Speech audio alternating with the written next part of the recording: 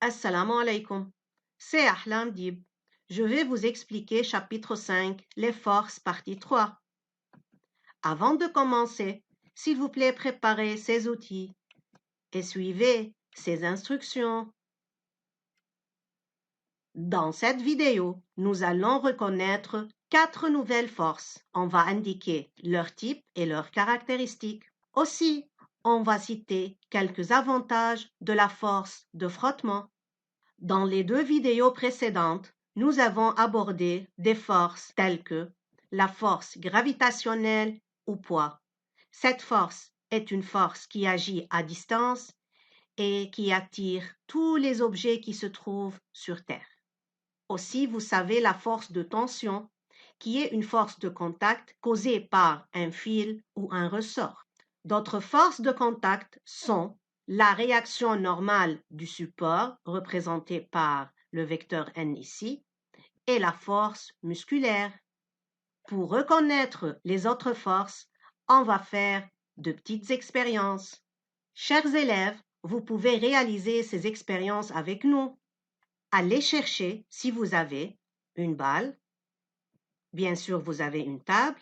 On a besoin aussi d'une règle en plastique, d'un papier, d'un tissu en laine, un aimant et des clous métalliques ou des punaises. Commençons par l'expérience 1. On a besoin des clous métalliques et d'un aimant. On va approcher l'aimant vers les clous, comme ça, de cette façon. Qu'observez-vous? Les clous sont attirés par l'aimant. Ça, c'est l'aimant et ce sont les clous. Essayons de répondre aux questions qui suivent. Y a-t-il une force exercée par l'aimant sur les clous? Oui, bien sûr. On peut voir l'effet. Oui, puisque l'aimant attire les clous. Ça, c'est la justification. Indiquez la direction de cette force. Regardez, l'aimant attire les clous vers le haut, alors vers l'aimant. Comment appelle-t-on la force exercée par l'aimant sur les clous? Est-ce qu'on l'appelle force musculaire, tension ou bien force magnétique? Oui, c'est la force magnétique qui est causée par un aimant. L'aimant peut attirer les clous métalliques même si une distance les sépare. Regardez, il y a une distance ici et les clous sont attirés. Donc, l'aimant attire les clous sans qu'ils soient en contact avec les clous. Donc, la force magnétique exercée par l'aimant sur les clous agit-elle à distance ou bien par contact? Bien sûr, c'est une force à distance. La force magnétique, qui est représentée par Fm, c'est la force exercée par un aimant sur un objet métallique, comme ça. Quelles sont les caractéristiques de la force magnétique? Prenons ce cas-là. Tout d'abord, le point d'application. Puisque la force magnétique est une force à distance, alors le point d'application de cette force doit être le centre de gravité de l'objet. Ça, c'est le centre de gravité du clou qui a une forme irrégulière. La direction, c'est la ligne qui joint le clou et l'aimant. C'est comme ça. Ça, c'est la direction de la force magnétique. Et le sens est vers l'aimant, c'est-à-dire vers le bas, à gauche dans ce cas. La direction et le sens dépendent de la situation choisie. Faites attention à ça. Passons à l'expérience 2. On a besoin de morceaux de papier, un tissu en laine et une règle en plastique.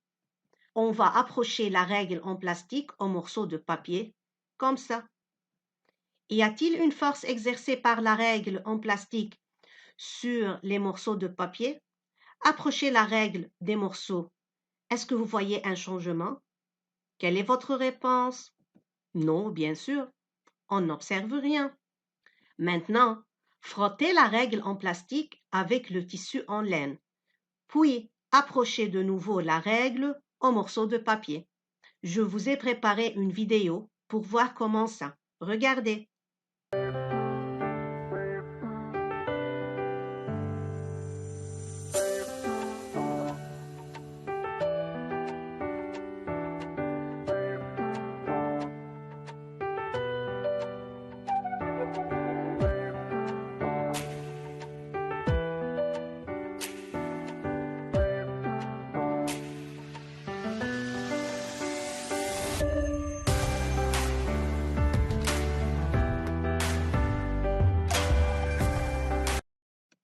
Que s'est-il passé à la règle en plastique lors du frottement avec le tissu en laine? En frottant, la règle en plastique devient électriquement chargée, c'est-à-dire elle porte une charge électrique.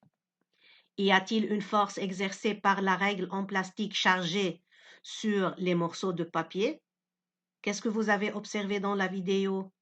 Oui, bien sûr, les morceaux de papier sont attirés par la règle en plastique frottée.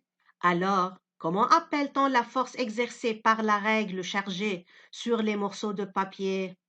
Regardez, force magnétique, ou bien force électrique, ou bien poids. En frottant, la règle en plastique devient électriquement chargée. Donc, la force exercée par la règle chargée est appelée force électrique. Cette force agit-elle à distance ou bien par contact? La règle en plastique attire les papiers à une distance, donc c'est une force à distance. Par définition, la force électrique représentée par Fe est la force d'attraction ou de répulsion entre deux corps où au moins l'un d'eux est chargé. Force d'attraction, c'est-à-dire les deux corps s'attirent. Force de répulsion, c'est-à-dire les deux corps se séparent ou bien se repoussent. Dans ce cas-là, c'est une force d'attraction. Quelles sont les caractéristiques de la force électrique dans ce cas-là? Commençons avec le point d'application. Puisque la force électrique est une force à distance, alors le point d'application de cette force va être le centre de gravité de l'objet. Je vais choisir ce morceau de papier, je vais prendre son centre de gravité, G. De ce point-là, on va dessiner un vecteur ayant une direction verticale dans ce cas, comme ça, et un sens vers le haut, vers la règle chargée qui l'attire. La direction et le sens de la force électrique dépendent de la situation, chers élèves. L'expérience 3. On a besoin d'une balle, d'une table, un tissu en laine. Roulez la balle sur la table et observez son mouvement. Ça, c'est la balle sur la table. On va la rouler comme ça. La balle se déplace d'une certaine distance. Maintenant, couvrir la table avec le tissu en laine, comme ça. Roulez de nouveau la balle et observez. Ça, c'est le tissu en laine, ça, c'est la balle.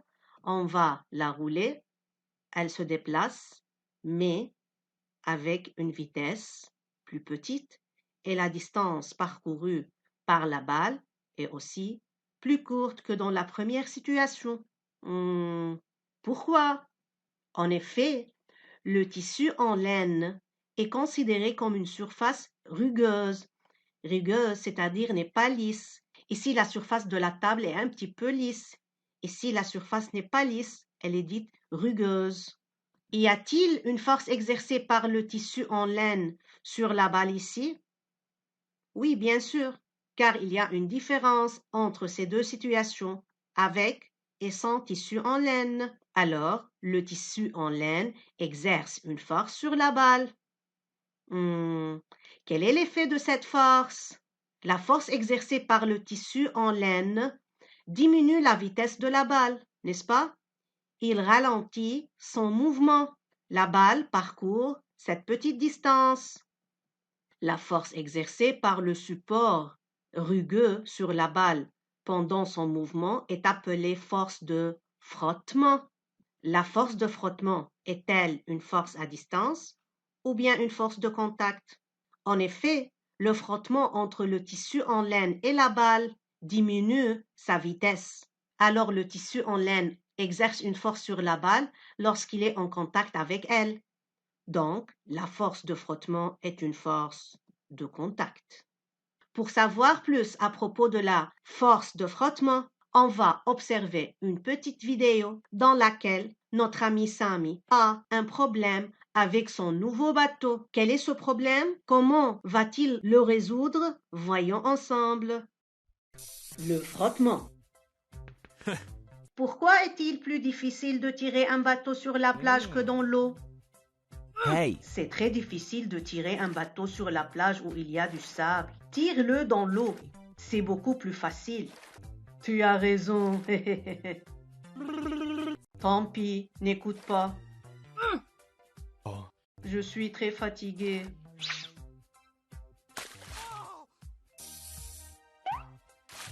Essaye maintenant de tirer le bateau dans l'eau. C'est très facile, n'est-ce pas? yippee! Tu sais pourquoi? C'est à cause de la force de frottement. Le frottement est la force qui agit dans un sens opposé au sens du mouvement de l'objet. Le frottement dépend de la texture de l'objet et sur la surface sur laquelle l'objet est déplacé.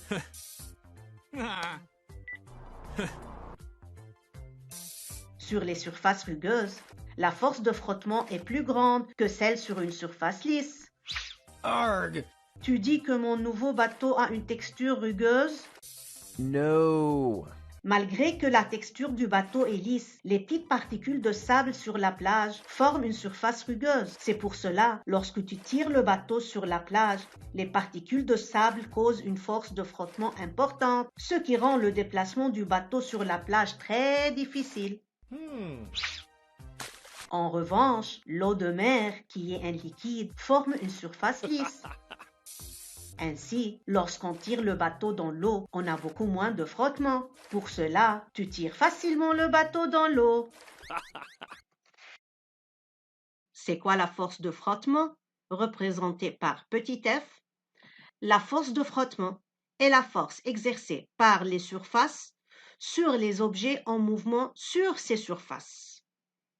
Regardez, on a cet homme qui essaye de déplacer une armoire. Le frottement s'oppose au mouvement de l'objet.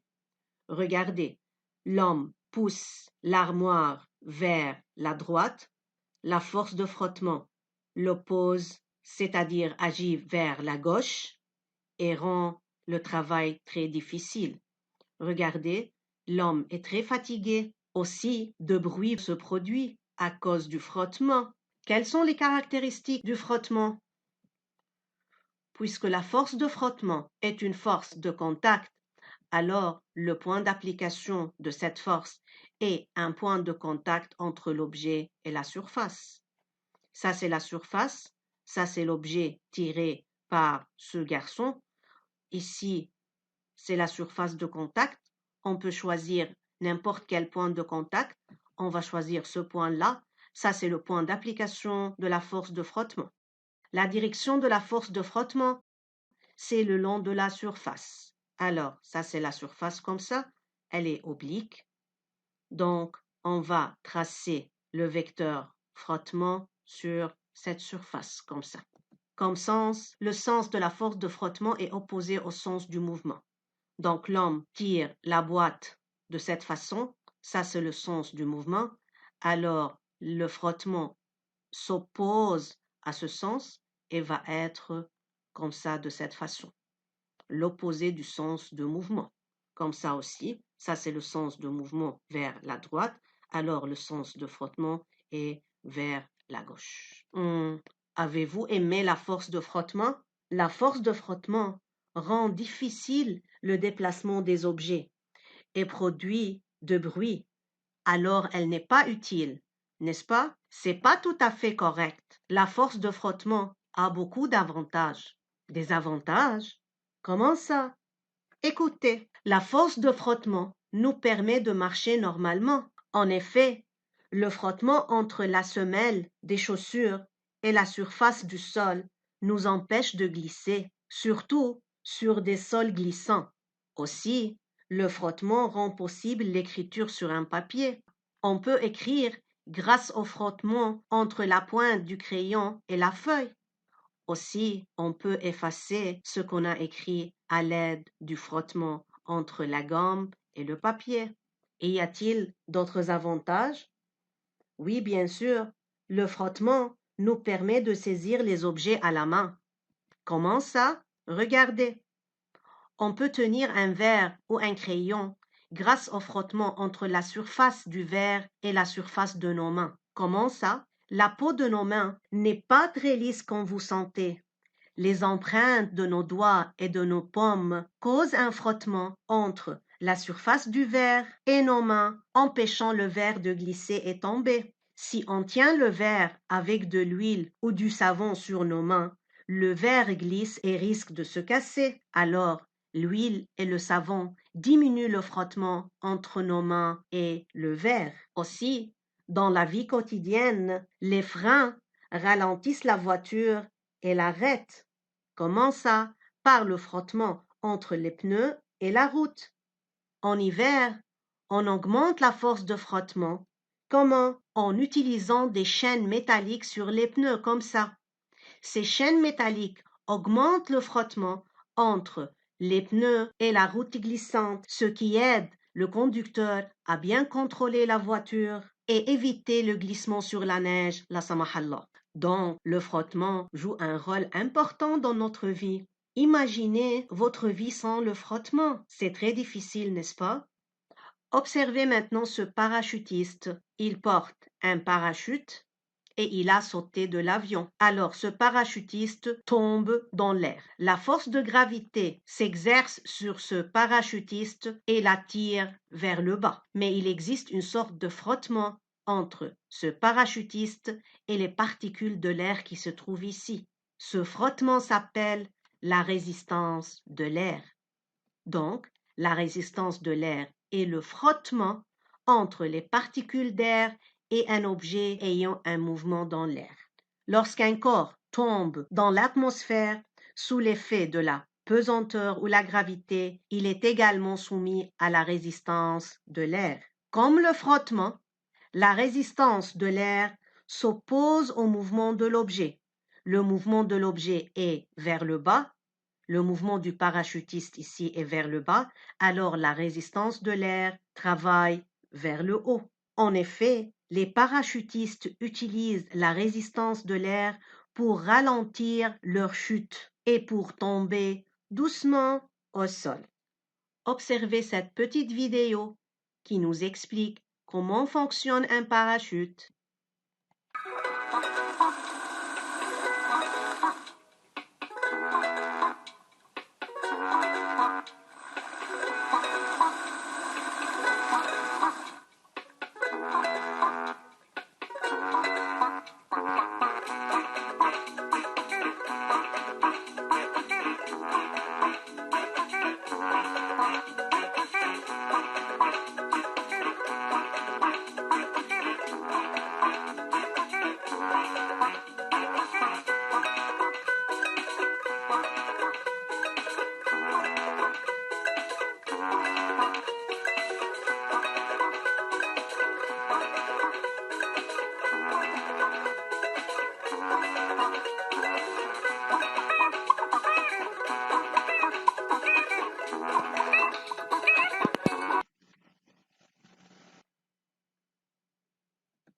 Passons maintenant à l'application. Ouvrez vos cahiers de fiches à la fiche 7, figure 1. On a déjà fait ça. Mais regardez, nous avions une boîte tombe sous l'effet de la force exercée par la Terre sur elle, c'est-à-dire la force gravitationnelle ou bien poids. Maintenant, si je vous demande d'ajouter une force qui s'exerce sur la boîte qui tombe, quelle force vous allez écrire ici? Avez-vous dit la résistance de l'air? Très bien. La boîte qui tombe est en contact avec les particules de l'air. Alors, ces particules exercent une force sur la boîte et ralentissent sa chute. La résistance de l'air est une force de contact entre l'air et l'objet. Alors, pour tracer ce vecteur, le point d'application va être un point de contact entre l'air et la boîte. Je vais choisir n'importe quel point. Je vais choisir ce point-là. Je vais le nommer O. De ce point, je vais tracer un vecteur qui s'oppose à la force gravitationnelle, au poids. Alors, ce vecteur va avoir une direction verticale, mais un sens vers le haut, comme ça. Ça, c'est la résistance de l'air représentée par un vecteur R et d'intensité R égale quelques valeurs en newton. Revenons aussi à la figure 6. On a fait ça. Nous avions un homme pousse une boîte sur une table. Les forces agissant sur la boîte étaient son poids tout d'abord, la réaction normale du support qui est la table ici, et la force musculaire exercée par l'homme sur la boîte. La boîte se déplace, n'est-ce pas? Alors, si vous allez ajouter une force de ce qu'on a pris aujourd'hui, quelle force vous allez ajouter? Avez-vous dit le frottement? Très bien.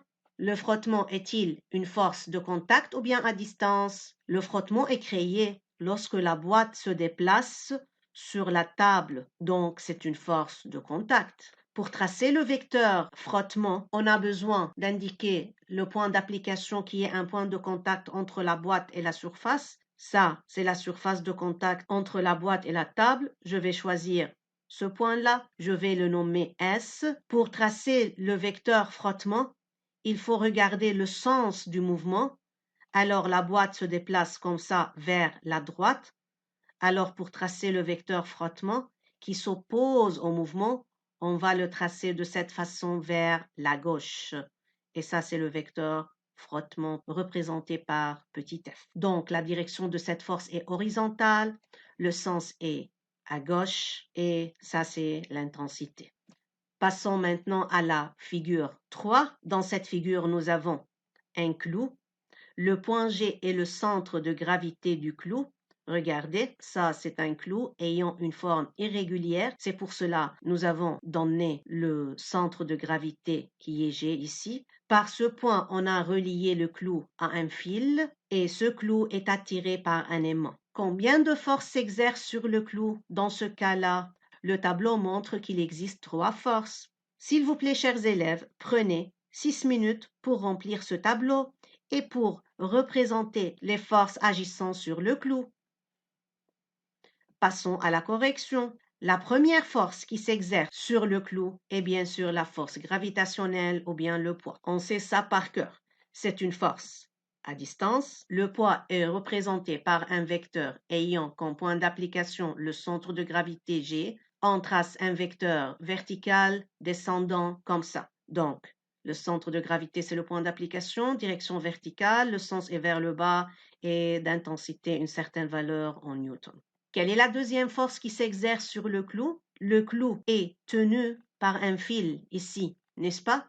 Donc, ce fil exerce une force sur le clou qui l'empêche de tomber. Cette force est appelée tension. La tension est une force de contact, bien sûr. Pour tracer le vecteur tension, il faut chercher le point de contact entre le fil et le clou, qui est ici G. De ce point, on va tracer un vecteur le long du fil et qui est dirigé vers le fil, comme ça. Ça, c'est le vecteur tension. Donc, le point d'application, c'est le point de contact entre le fil et le clou. Dans ce cas, c'est G. La direction est oblique. Regardez, elle n'est pas verticale, elle est oblique. Et le sens est à gauche vers le haut. Et ça, c'est l'intensité. La troisième force maintenant qui agit sur le clou, on a un aimant qui attire le clou vers lui. Donc, cet aimant exerce une force appelée comment? Force magnétique. Oui. La force magnétique, c'est une force à distance. Il y a une distance entre le clou et l'aimant et le clou est attiré. La force magnétique est une force à distance, alors pour tracer le vecteur correspondant, on va tracer le vecteur à partir du centre de gravité G. Le vecteur doit se diriger vers l'aimant de cette façon, comme ça. Ça, c'est le vecteur correspondant à la force magnétique. Donc, la force magnétique a comme point d'application le centre de gravité G. Il a une direction horizontale de cette façon et un sens à droite. Ça, c'est l'intensité. Passons maintenant à la figure 5. Dans la figure 5, on a une tige en plastique et frottée et mise à côté d'une boule couverte d'une couche d'aluminium. Regardez, la tige en plastique frottée devient électriquement chargée, n'est-ce pas? Donc, quelle force intervient ici? C'est la force électrique. On va nommer les forces agissant sur la boule ici. On va remplir le tableau par les forces qui s'exercent sur la boule dans ce cas et on va tracer les vecteurs correspondants. S'il vous plaît, prenez 6 minutes pour remplir le tableau et représenter les forces. Voyons si vous avez de bonnes réponses. Quelle est la première force qui s'exerce sur la boule ici? Bien sûr, la première force, c'est son poids. C'est une force à distance. On va chercher le centre de gravité ici, G. De ce point, on va tracer un vecteur poids dirigé vers le bas. Maintenant, la deuxième force qui s'exerce sur la boule, c'est la tension. Maintenant, la boule est reliée à un fil, n'est-ce pas? Donc, ce fil exerce une force sur la boule qui s'appelle la tension. La tension, comme vous savez, c'est une force de contact. Pour la tracer, on doit chercher le point de contact entre le fil et la boule. C'est celui-là. Ce point, c'est le point O. De ce point, on va tracer un vecteur le long du fil est dirigé vers le fil. De cette façon, ça, c'est le vecteur tension. Alors, ce vecteur a comme point d'application le point de contact entre la boule et le fil qui est le point O. Ce vecteur a une direction oblique et dirigé à droite vers le haut et d'intensité une certaine valeur en newton. La troisième force qui s'exerce sur la boule, elle est causée par la tige en plastique. Cette tige exerce une force appelée force électrique. Cette force électrique, c'est une force à distance. Regardez, la tige attire la boule qui se trouve à distance d'elle. Pour tracer le vecteur correspondant à la force électrique, on va chercher le centre de gravité de la boule. De ce point, on va tracer un vecteur dirigé vers la tige, puisque la boule est attirée vers la tige. Regardez, elle ne s'éloigne pas comme ça, elle est attirée comme ça. Donc, le vecteur correspondant est celui-là. Donc, le point d'application de la force électrique est le centre de gravité. Ce vecteur a une direction horizontale et un sens qui est vers la gauche et d'intensité Fe égale une certaine valeur en newton. C'est tout à propos des forces. S'il vous plaît, complétez les tableaux des figures 1, 3, 5 et 6 de la fiche 7. Étudiez tous les tableaux de la fiche 7 pour un test la séance prochaine. Merci bien pour votre attention. À bientôt dans la prochaine vidéo. Wassalamu alaikum.